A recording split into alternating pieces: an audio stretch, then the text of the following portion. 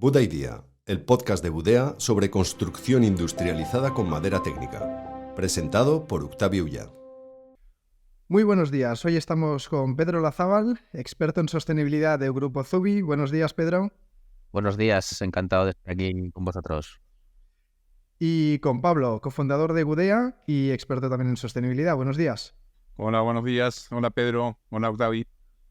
Muy bien, Pedro. Pues si quieres, haznos una pequeña introducción de quién eres, por qué te gusta la sostenibilidad y cuál ha sido un poquito tu camino recorrido. Sí, bueno, yo de formación soy ingeniero industrial, aunque ya de ingeniero no trabajo más como consultor. Y un poco mi camino, mi viaje viene a intentar entender cómo se puede transformar la sociedad a una mejor, ¿no? Y ahí hay dos hipótesis que yo barajo y que creo que se están confirmando. Y una es, por un lado, si no cambias la manera en la que operan las empresas, ¿no? Y las haces más sostenibles, cambiarás poco. Pues el tercer sector puede cambiar cosas, pero no todas. Entonces, como operan las empresas hay que cambiarlo también. Y por otro lado está que si las empresas son capaces de encontrar soluciones a retos sociales y ambientales, el valor que tienen es que lo expanden muy rápido en todo el mundo. Entonces, ayudarles a las empresas a entender qué retos sociales y ambientales están en su cadena de valor y ayudarles a diseñar nuevos productos y servicios que los resuelvan, es también una manera de resolver retos muy, muy relevante. Y bueno, en estos casi ya 10 años, ¿no? Que al principio yo era un animal bastante raro en el mundo de la empresa, pero ya no tanto porque hablamos mucho de impacto y de sostenibilidad. Pues en estos 10 años he trabajado con empresas, por ejemplo, pues ayudando en descarbonización a 14 centros comerciales, LAR España, hemos trabajado también con comerciales del campo, hemos trabajado con Adsolum, que es de Altamira, bueno, mucho sector real estate, porque la construcción y la promoción es uno de los sectores más relevantes cuando hablamos de impactos que hay en la sociedad. Muy bien. Tú, Pablo, también tuviste un interés, ¿no? por estos temas de sostenibilidad previo a montar Budea. Para eso ya estaba un poco en el ADN de la persona, ¿no? Independientemente del interés por trabajo. Sí, tengo un compromiso medioambiental bastante riguroso con mi familia y trato de estar alineado con el momento en que estamos, y cuando se presenta Budea como para poder juntar en un solo lugar trabajo y compromiso medioambiental, evidentemente era la oportunidad, ¿no? Entonces, sí, es algo que siempre me interesó. Qué bueno. En mi caso también, ¿no? Después de vender Nautal, cuando llegué a la conclusión de que quería volver a montar algo, una cosa que fue ineludible fue que tuviera impacto, ¿no? Con lo cual, Pedro, siempre que trabajas para una empresa, tienes que notar esta inquietud por parte de los directivos, de los fundadores, ¿o no? ¿O puede ser también una visión puramente de business, de negocio? Claro, hay de todo, ¿eh? Y ahí hay que ver.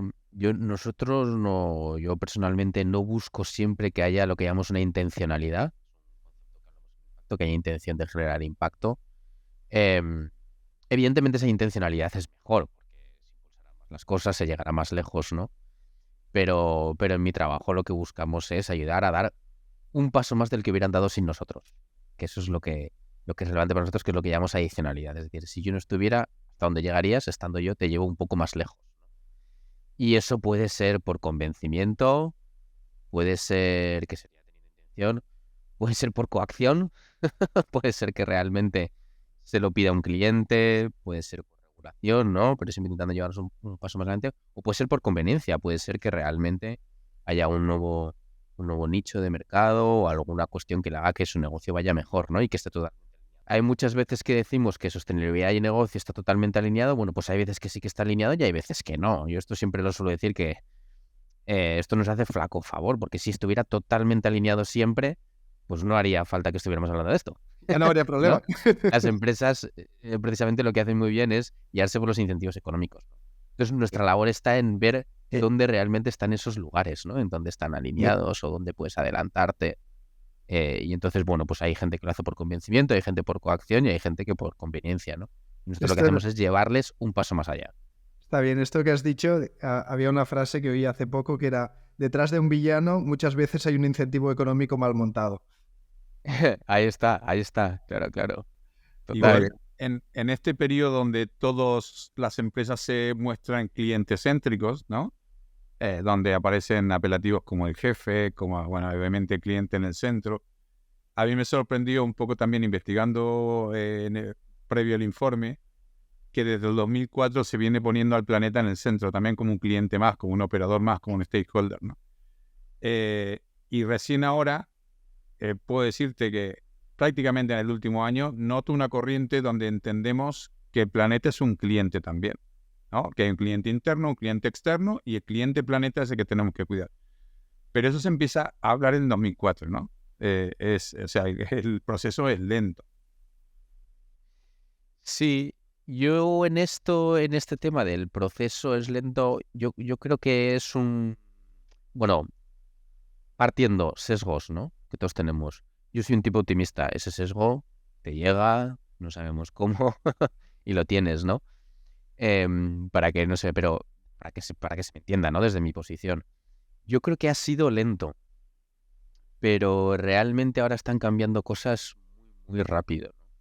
Yo fíjate, hace un mes estaba preparando un informe para una empresa y que estaba preocupada por si va a haber suficientes certificados de energía renovable. Y digo, no te preocupes, cada vez hay más renovable y tal. Y entonces preparo un diagrama de cómo ha pasado de 2007 hasta el día de hoy, ¿no?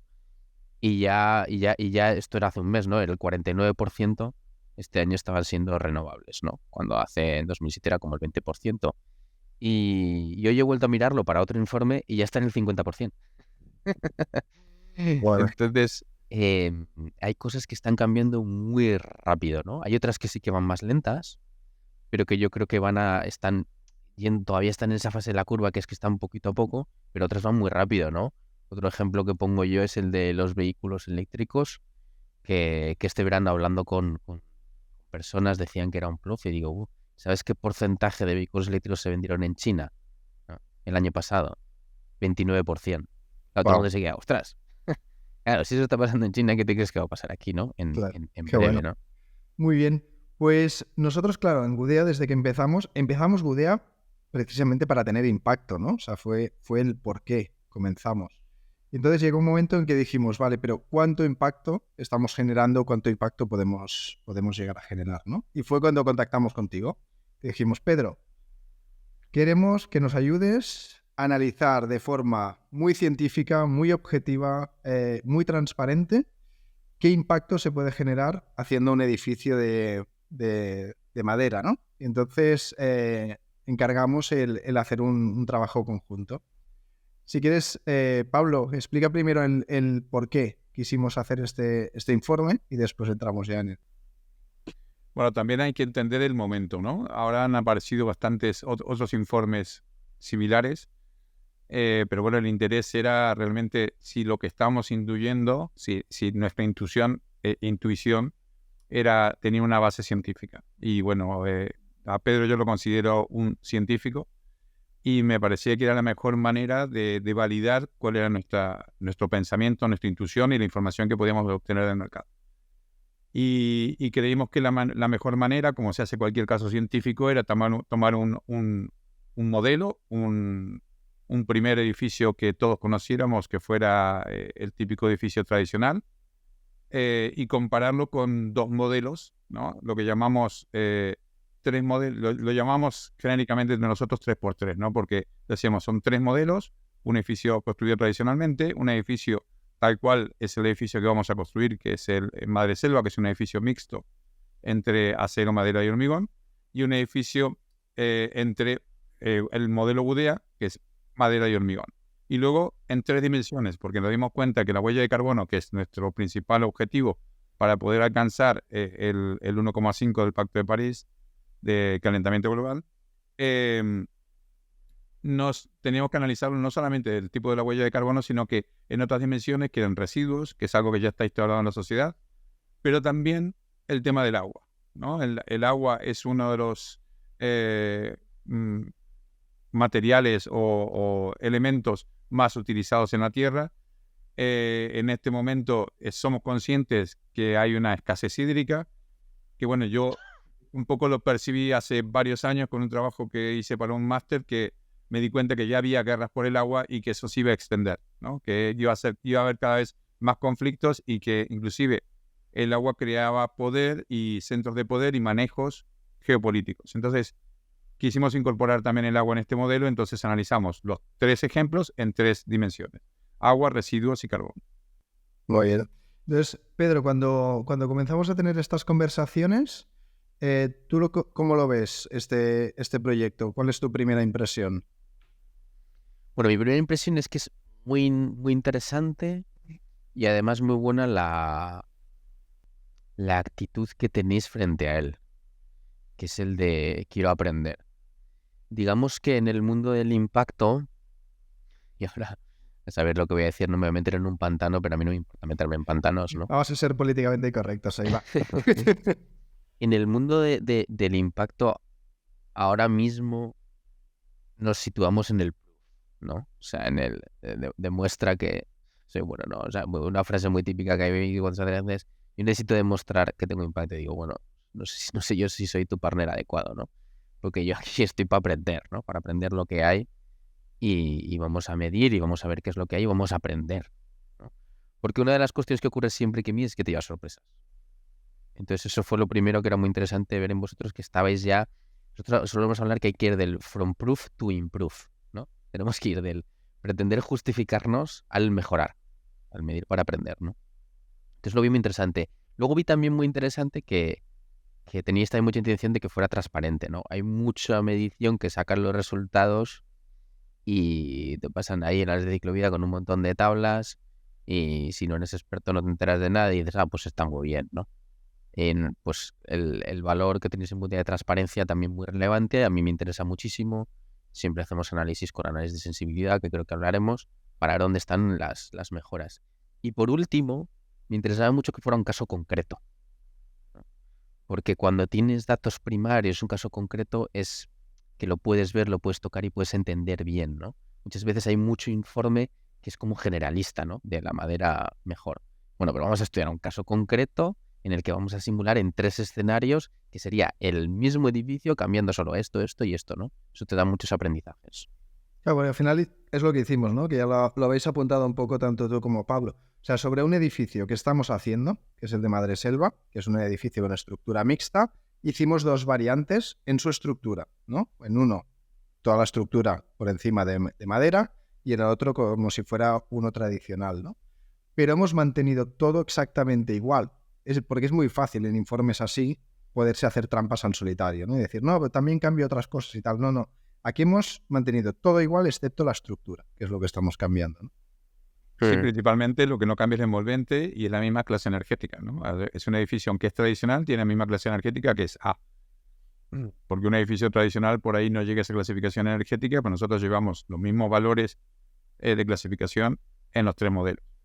Y con eso es algo que hablamos muy bien, ¿no? Yo lo recuerdo que esto lo hablamos.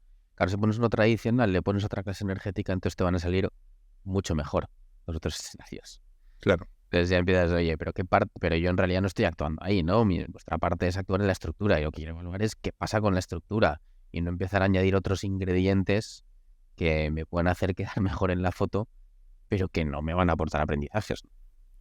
Y el análisis es algo que también queríamos y que también tú propusiste, era que fuera muy completo. Es decir, que no mirara solo la construcción, sino mirarlo con un abanico amplio, ¿no? De toda la vida del edificio. Comenta esto un poquito cómo funciona y cómo se analiza.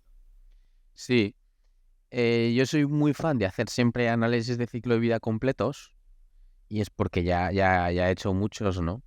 Y viene a ser por lo siguiente, y utilizando el mismo ejemplo de un edificio normal, ¿no? Si tú analizas solo la construcción, puede ser que haya impactos ambientales que estés transportando a otras fases, ¿no? Un ejemplo muy sencillo es pues tener un edificio en el que construyes sin aislantes. Entonces te va a dar una huella baja porque tienes menos materiales. Ahora, sin embargo, en la fase de uso, de operaciones, como no tienes aislantes, consumirá más energía. Entonces estás trasladando un impacto ambiental de una fase a otra. Cuando haces un análisis de ciclo de vida completo, puedes ver esto muy bien.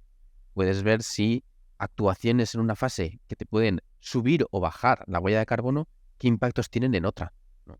Eso es muy relevante, ¿no?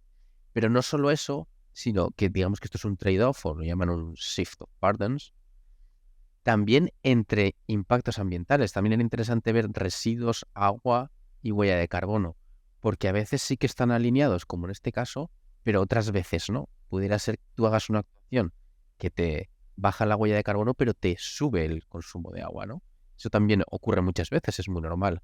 Entonces, el análisis de ciclovía te permite ver qué está ocurriendo en cada fase, qué cambios introduce en una fase y cómo influye en otras y en diferentes impactos ambientales, ¿no? Esa metodología nos permite entender muy bien qué mejoras realmente son adecuadas y cuáles me puedo estar tirando. Una, Perdona, Octavi, adelante, que hay algo interesante que a mí me alegró, que lo hemos comentado, Pedro, es, aunque no es concluyente, pero sí que hay una relación directa entre la reducción de la huella de carbono y la reducción del consumo de agua, ¿no? Ya hay una consultora en Australia, se llama Slattery, que está comprobando que hay una relación directa entre el volumen de la masa, con lo cual tiene relación con el carbono, y la relación del agua. Entonces, eso implica que si nosotros si trabajamos sobre el carbono, también de alguna manera estamos trabajando con el agua, aunque hay excepciones, ¿no? No es el 100% concluyente. Pero eso también es muy esperanzador, porque también el agua es un tema que a mí me preocupa, y con la construcción en madera estamos reduciendo sustancialmente ese consumo, ¿no? Podemos, por ejemplo, el hormigón sí que está haciendo un esfuerzo muy grande en reducir el carbono embebido en la producción del material, pero no sé de qué manera todavía va a reemplazar el consumo de agua, ¿no? Sí, en este caso, ¿no? Y eso es lo que hay que siempre decir, en este caso en concreto, en la edificación, ¿no? Como los materiales más relevantes, sí que hay una relación directa entre huella de carbono y de agua, ocurre, ¿no? Pero que no se concluya de aquí que en otros casos, o sea, puede no ser, ¿no? Pero digamos que sí que hemos visto esa relación clave y como dices, este estudio de esta consultora australiana también lo tiene bien visto. La primera conclusión que a mí me sorprendió fue porque siempre decimos, ¿no? Y lo hemos dicho en otros podcasts, al final la construcción supone el 40% del consumo de energía, el 36% de los gases de efecto invernadero, y por ahí se comentaba que una parte relevante, probablemente 2/3 de esto, viene de las operaciones y solo 1/3 de la construcción, ¿no?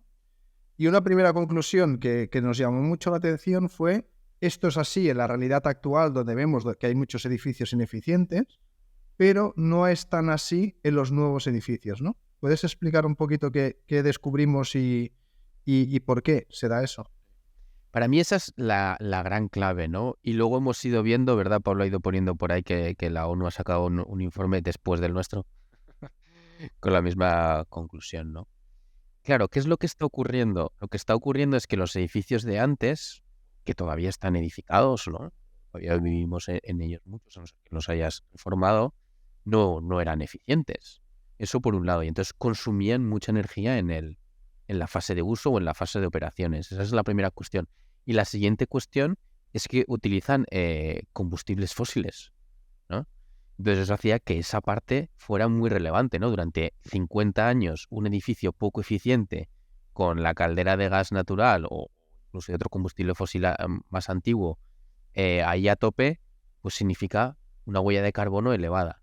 ¿Qué pasa? Que en el momento que haces un edificio muy eficiente con poco consumo energético, que además le quitas las calderas y utilizas bombas de calor y que además tiene renovables in situ, tanto térmica como solar fotovoltaica como solar térmica, estás reduciendo eso al mínimo.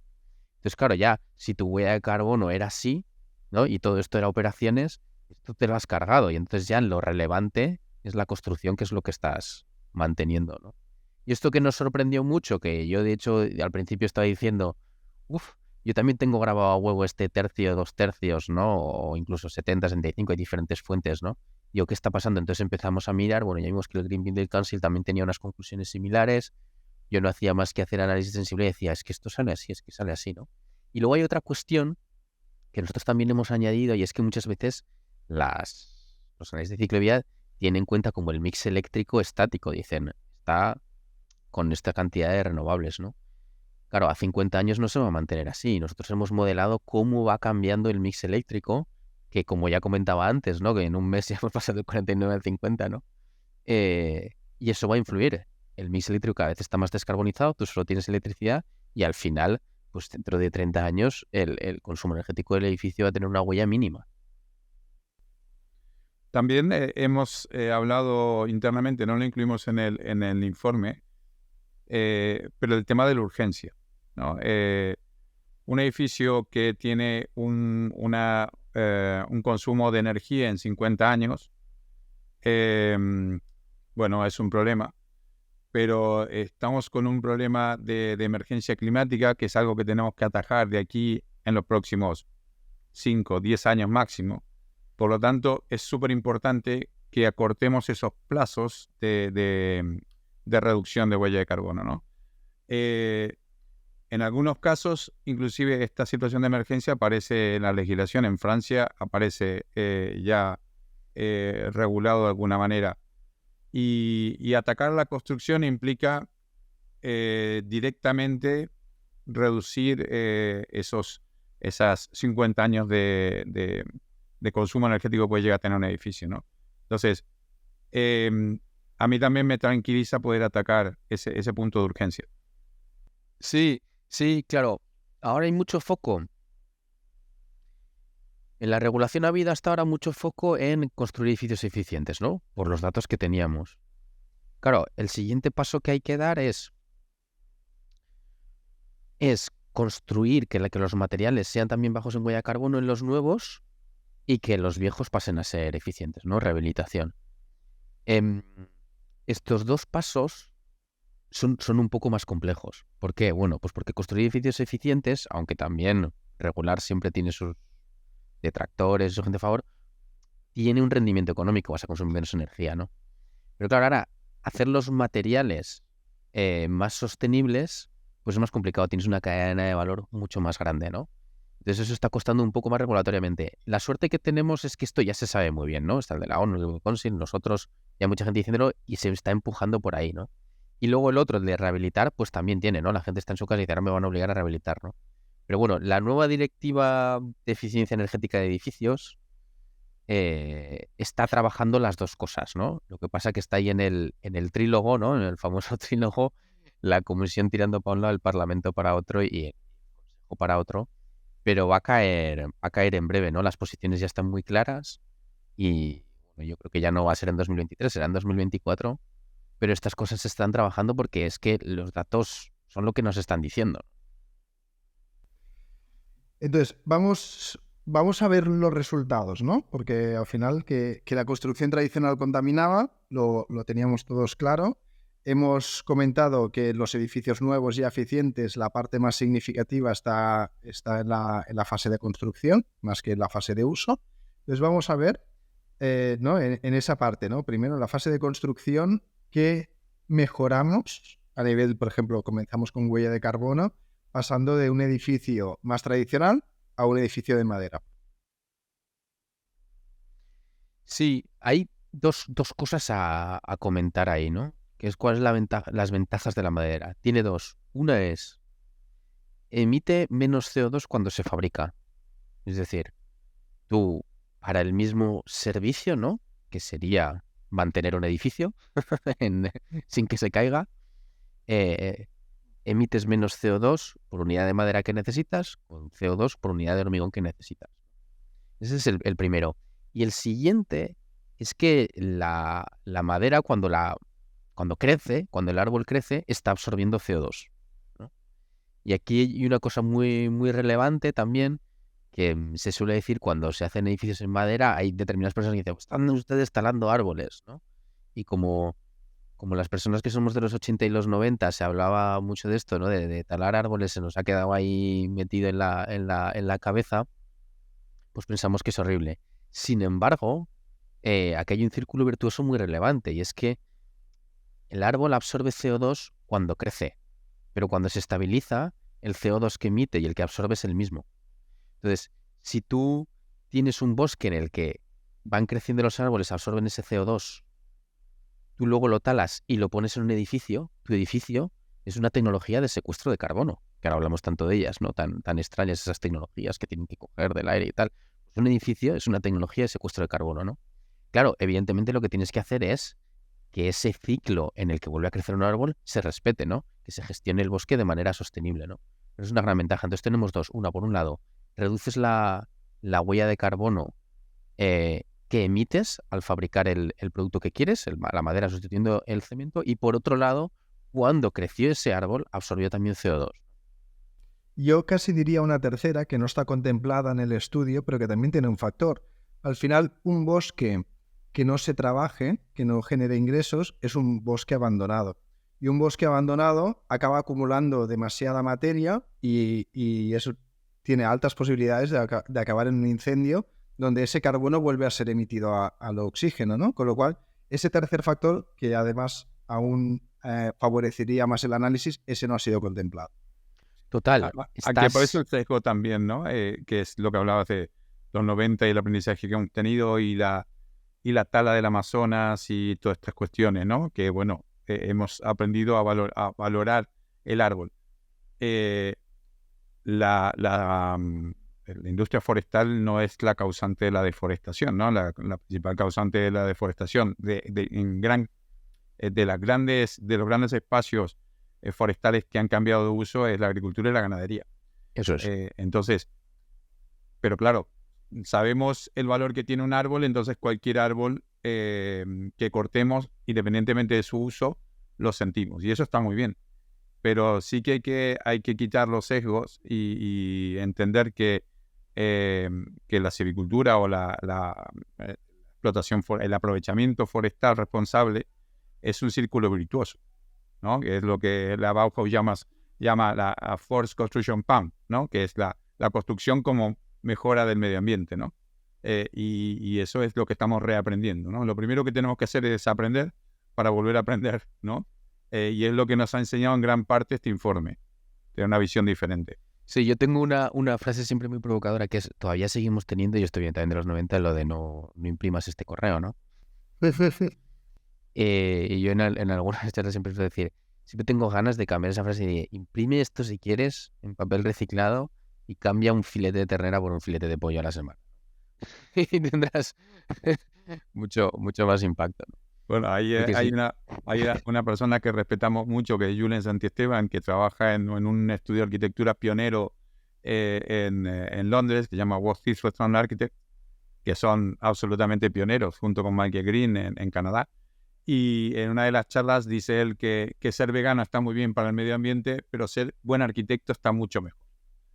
Porque ellos no solo son arquitectos, sino que son activistas, ¿no? Activistas climáticos. Entonces, con un trabajo responsable, que es un poco al hilo de lo que decía de la responsabilidad de la empresa, provocamos menor impacto que siendo veganos. Claro, hablando de resultados, ¿no? En este edificio estamos hablando de unas 500 toneladas, ¿no? 500 toneladas que está ahorrando.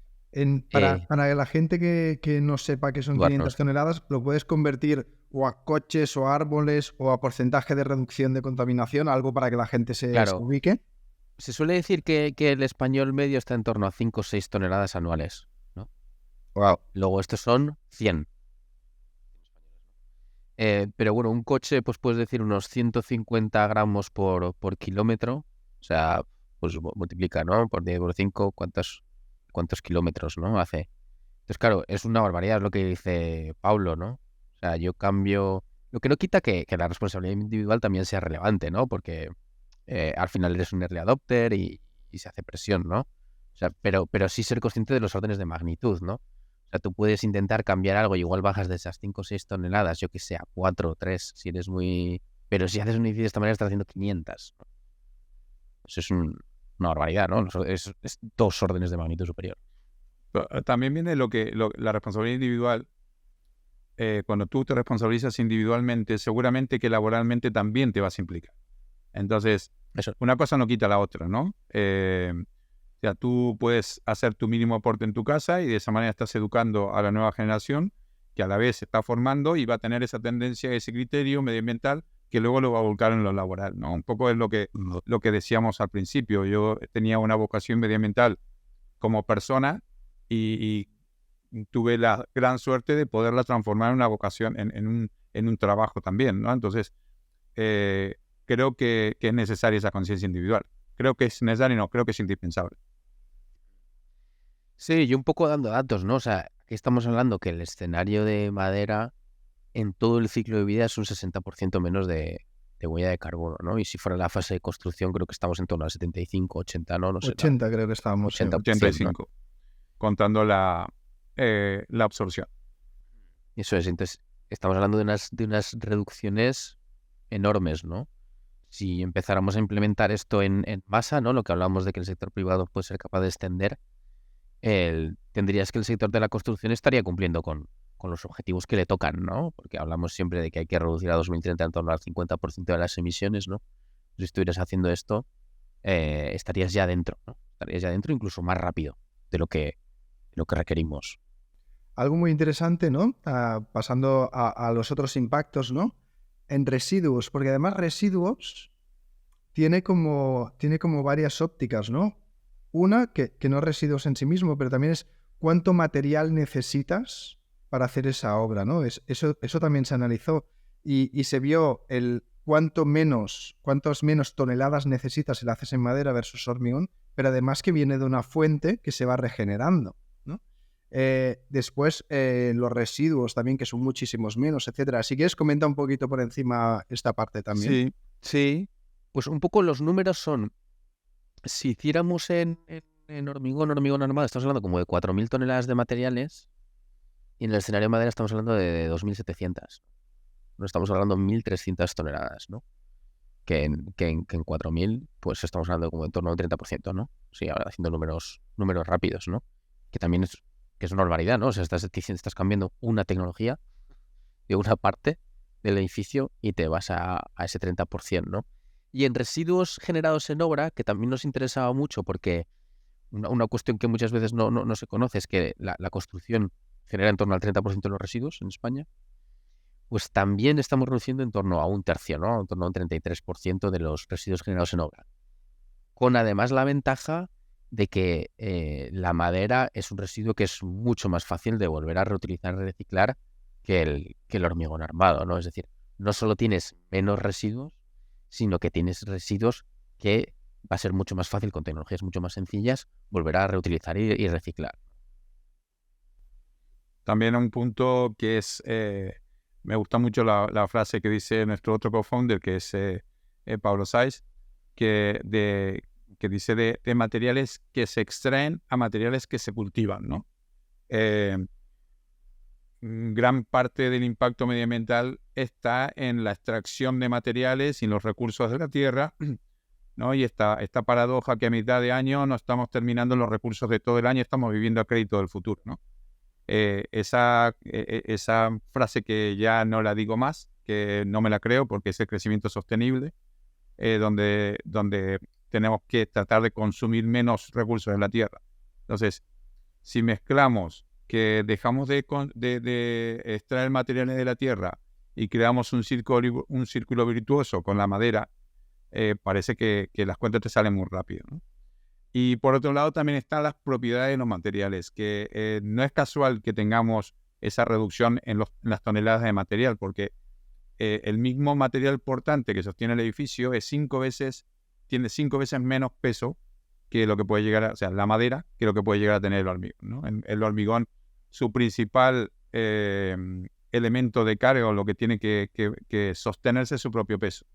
Y en ese sentido, la madera, sobre todo la madera técnica, es muy eficiente, ¿no? Entonces, misma capacidad de carga, 5 veces menos peso. Eso repercute directamente en la carga total del edificio. Es que es una serie de cosas que se acumulan. Es decir, esas 1.300 toneladas menos, para mí el impacto es mucho más de 1.300, porque son 1.300 toneladas menos. Pero lo que has cogido, lo has cogido de una fuente que se va renovando. En cambio, con el hormigón vas extrayendo cosas que no vuelven. Pero es que además, el día que se recicle, el hormigón armado va a ser muy difícil de reciclar, en cambio la madera será muy fácil. Con lo cual, desde extracción al propio cálculo numérico que hemos hecho a después el reciclaje, tiene un impacto que se va acumulando en cada fase. Uh-huh. Total. Hay una categoría que no vimos que intenta ver eso, ¿no? De uso de suelo, pero que ahí se suele ver muy bien, ¿no? O sea, tú lo que estás consiguiendo es usar menos suelo, al final, ¿no? Que de otra manera estás con canteras y... O sea, estás y por otra vez la metodología de análisis de ciclo de vida completo. Porque lo que quieres ver es si realmente yo igual estoy actuando en el inicio de vida, pero estoy actuando mal en el final, ¿no? Entonces, en esta solución, lo que estamos viendo es que realmente en cada fase estás ganando, ¿no? Es decir, en el inicio de vida estoy cultivando, como habéis dicho, no extrayendo, ¿no?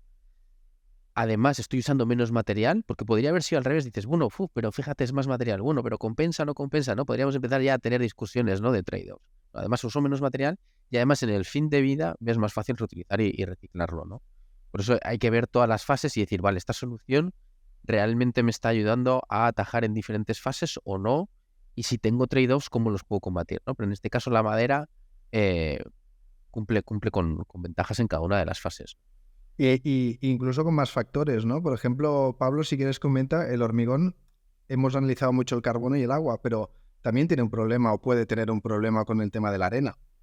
Claro, bueno, sí, la metáfora esa que me gusta para ejemplificar la extracción de arena, para entender el volumen que tiene de extracción de arena en el mundo, se dice que el consumo anual de arena es como si fuera un cordón alrededor de la Tierra de 35 metros por 35 metros, ¿no? en el Ecuador.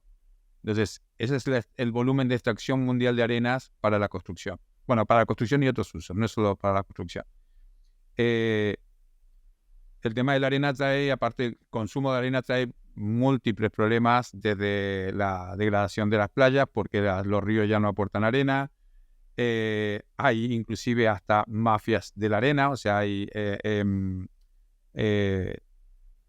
circuitos comerciales no tradicionales, por llamarlo de alguna manera, para poder proveer de arena a los grandes consumos que se están generando.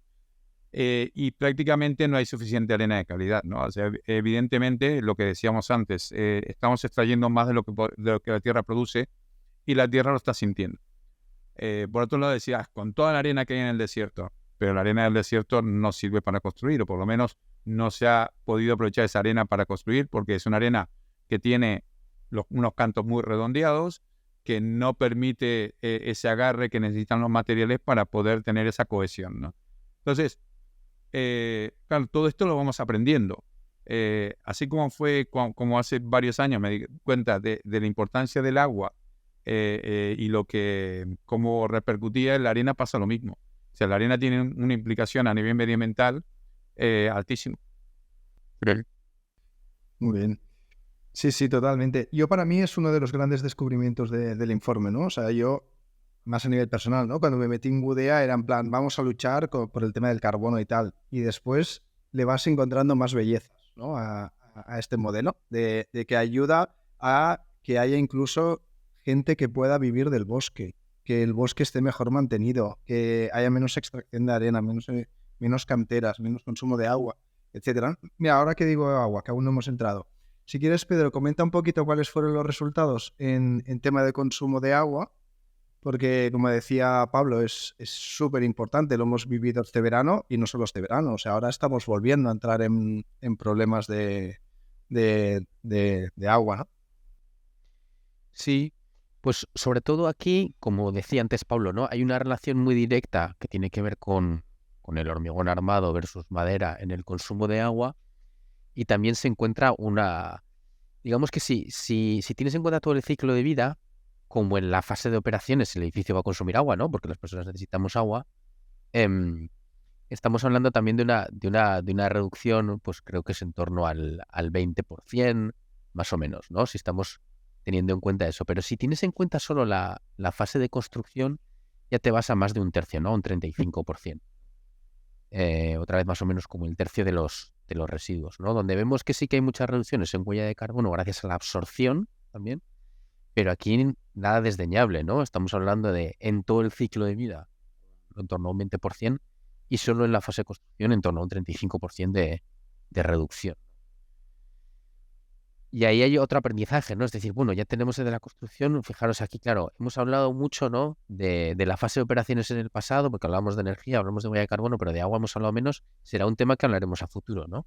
La fase de operaciones de agua. Aquí os habéis adelantado, porque digamos que del agua no se está hablando tanto, ahora se empieza a hablar mucho por esto, ¿no? La sequía, lo que vas a decir, pero no hay tantas medidas como en cuestiones de huella de carbono.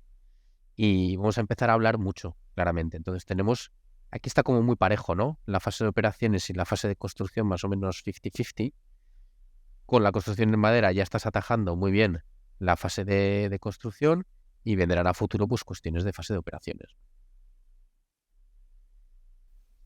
Muy bien. Perfecto. Al final, lo que también vimos, ¿no? También hemos sacado un poquito en el informe, son las ventajas que tiene la promotora cuando empieza a construir en madera, ¿no? Y un ejemplo que para mí es totalmente paradigmático es el edificio que ha hecho AEDAS en madera.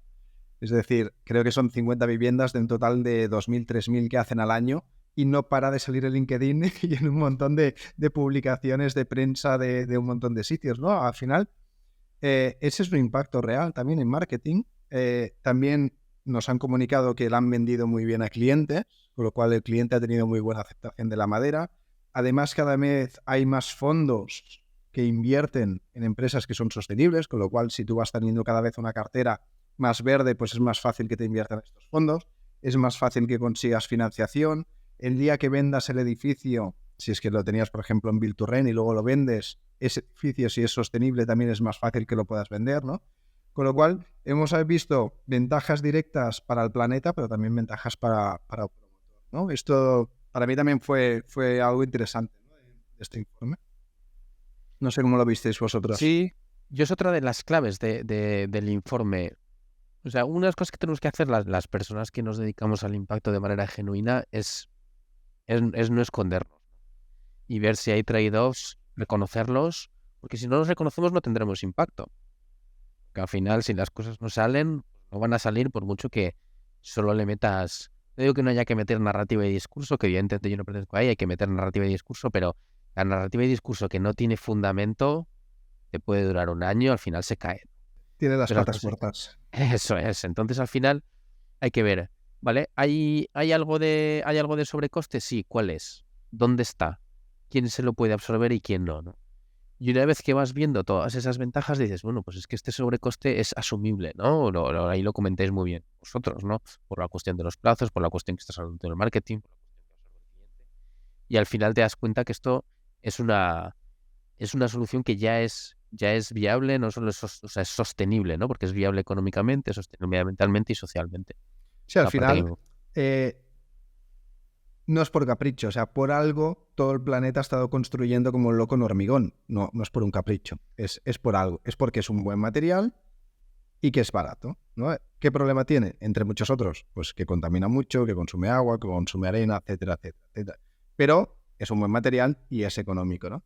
Entonces lo que hicimos fue, en ese acto de transparencia, decir, vale, ese material cuesta más, ¿no? La madera cuesta más que el hormigón. Pero vamos a ver cuánto más y cómo se compense. La verdad es que al final llegamos a niveles del 1,5-2% de sobrecoste final para el cliente, es decir, de algo muy, muy acotado, cuando AEDAS está diciendo que el cliente lo absorbe bien, ¿no?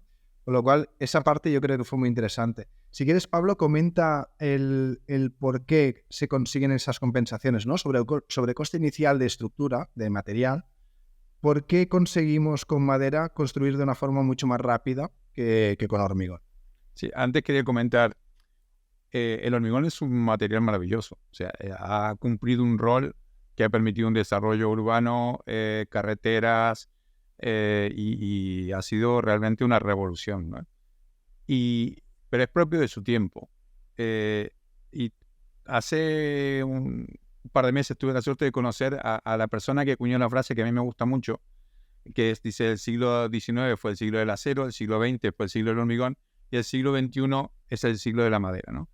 Cada material responde a su tiempo y bueno, la madera es el material de este tiempo, por las necesidades que tenemos, por el cambio de cabeza que estamos teniendo y es el material que cumple con los requisitos necesarios. También lo dice Daniel Ibáñez del IAC, ¿no? Si te piden algo que sea rápido, industrializado y de baja huella de carbono, es la madera, y si no es la madera, es la madera, y si no es la madera.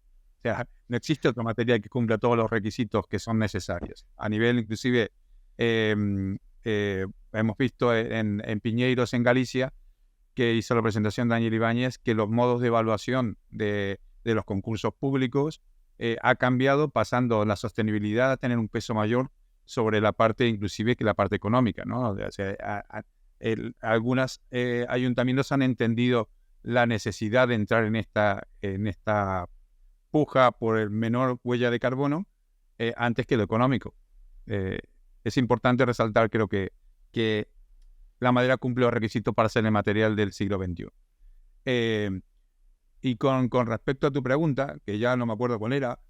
¿Por qué conseguimos construir de una forma mucho más rápida en madera con hormigón? Bueno, un poco va al hilo del anterior, ¿no? La madera es un material absolutamente maleable que te permite grados de exactitud muy diferentes a lo que es el hormigón, ¿no? En la construcción tradicional, hasta hace poco se trabajaba en metros, se ha evolucionado para trabajar en centímetros, pero bueno, siempre es un poquito así, ¿no? Si es siempre un poquito más o un poquito menos, y eso no varía demasiado. La construcción en hormigón es bastante inexacta, la construcción en hormigón en sentido de húmeda, la construcción en hormigón prefabricada es más exacta porque tiene más tecnología, y la construcción en madera es más exacta todavía porque permite utilizar aquellas maquinarias que son propias de la industria más exactas, las máquinas CNC, los centros computados de corte, y eso permite, junto con el resto de otras disciplinas como BIM principalmente, permite maquetar y preelaborar elementos que antes se tenían que ejecutar en obra, ¿no? Entonces, de esa manera, lo que termina bajo un concepto que se llama Design for Manufacturing Assembly, que es el diseño para la producción y el ensamblaje, acortar los plazos y solapar tareas, ¿no? Hay gran parte de los trabajos que antes se hacían en obra, ahora se realizan en taller y terminan por medio de la digitalización en un ensamblaje final en obra.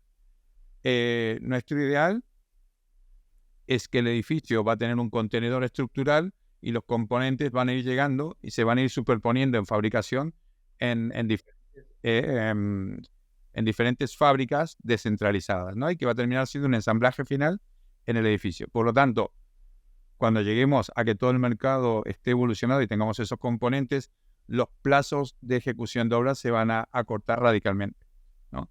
Y si tenemos en cuenta los ciclos de construcción, los ciclos que tiene una promotora para poder construir, qué plazos estaban dando hace prácticamente 2 años, estaban hablando de 18 meses y de producción de un edificio, y ahora por problemas de la mano de obra se está volviendo a los plazos que se estaban dando hace 15 años de 24 meses porque no se consigue mano de obra.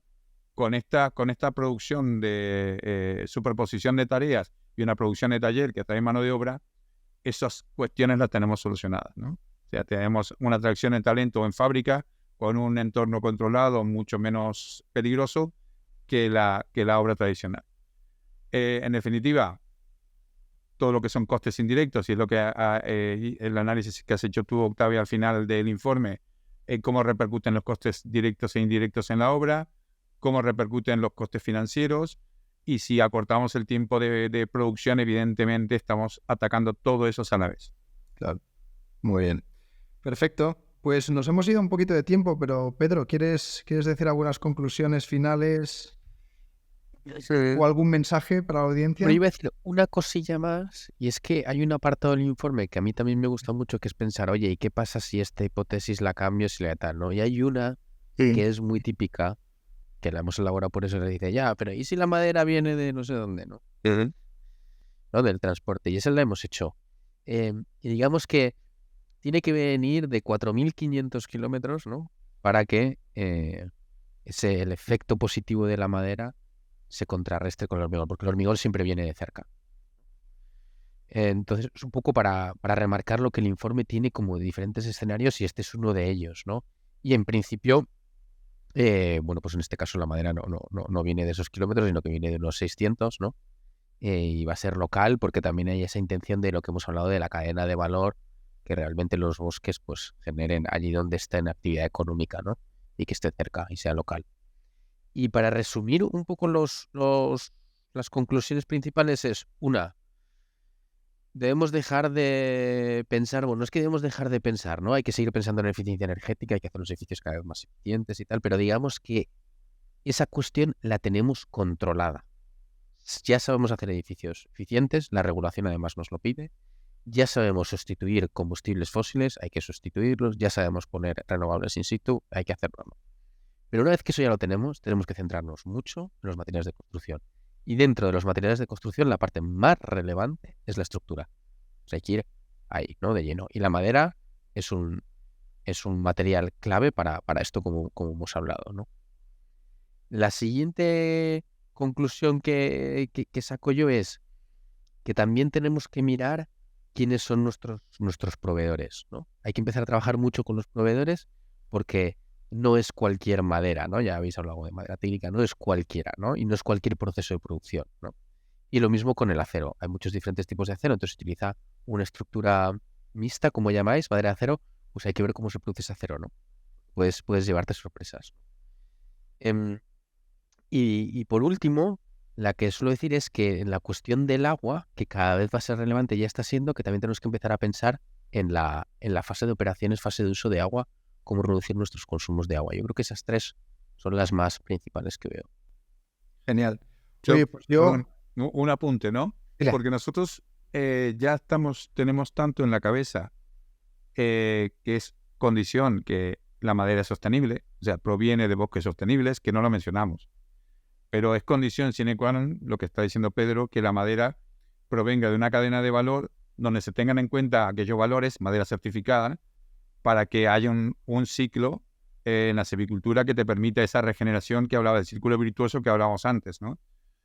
Nosotros lo tenemos tan metido en la cabeza que es madera certificada por bueno, como FSC o PFC, que certifica o garantiza el origen sostenible de los materiales.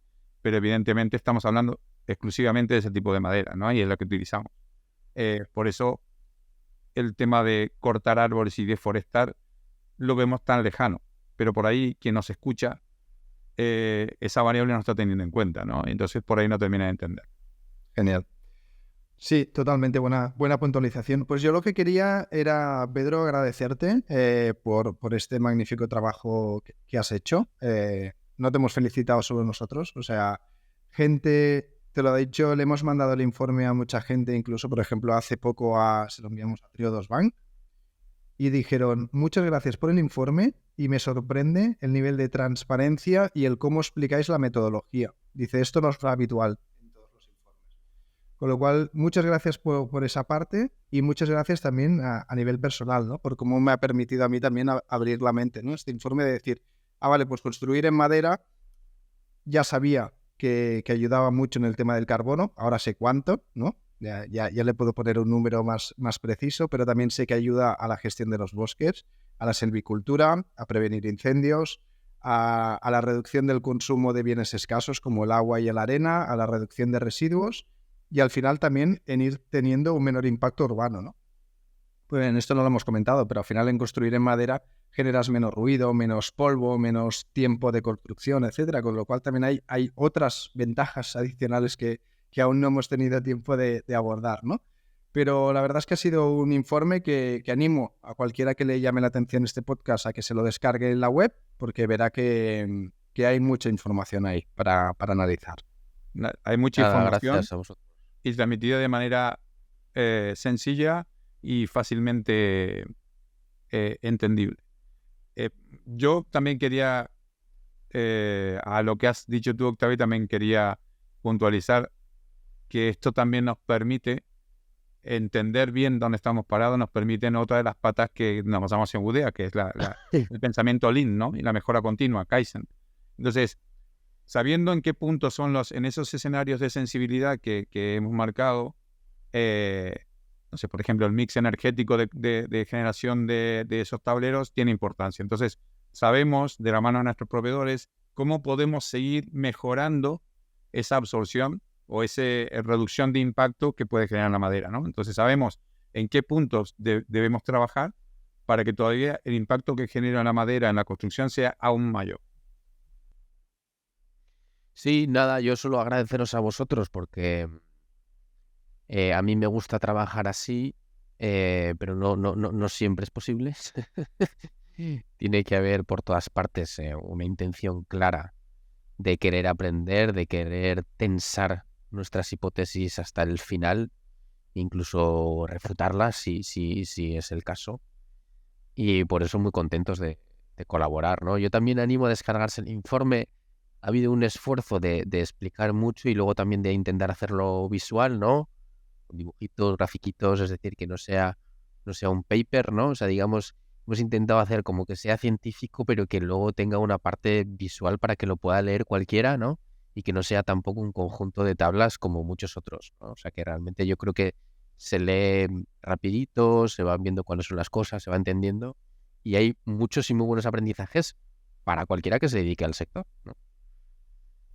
Muy bien, pues muchas gracias a los dos y lo dejamos aquí. Hasta la próxima. Adiós, muchas gracias. Adiós. Adiós. Gracias. Gracias por escuchar un nuevo episodio de Buda Idea, el podcast de Budea. Te esperamos en el próximo programa para hablar de lo que más nos apasiona, la construcción industrializada con madera técnica.